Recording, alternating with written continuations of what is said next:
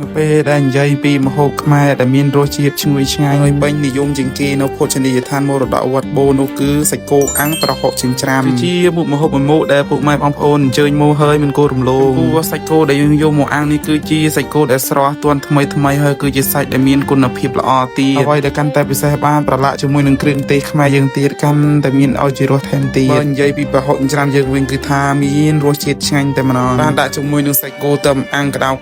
ដាក់ជាមួយនឹងបាយក្តាំងមកគឺថាទំនោរខ្លាំងមែនទែនព្រោះសាច់គោអាំងប្រហុកចិញ្ច្រាំនេះមិនមែនត្រឹមតែជាមុខម្ហូបធម្មតានោះទេប៉ុន្តែវាជាមុខម្ហូបដែលបង្ហាញពីអត្តសញ្ញាណខ្មែរដែលពោរពេញទៅដោយភាពច្នៃប្រឌិតនិងការបង្កើតថ្មីបើសិនបើពុកម៉ែបងប្អូនជ័យមកលេងខេត្តសៀមរាបហើយកុំភ្លេចឈានចូលពិសាបាយនៅមរតកវត្តបូរផងណាដោយសារអុយយើងមានម្ហូបពិសេសដែលបងប្អូនអាចទទួលបានបទពិសោធន៍ថ្មីនិងរសជាតិដែលមិនអាចបំភ្លេចបានអរគុណជម្រាបលាជួបគ្នានៅវីដេអូក្រោយណាពុកម៉ែ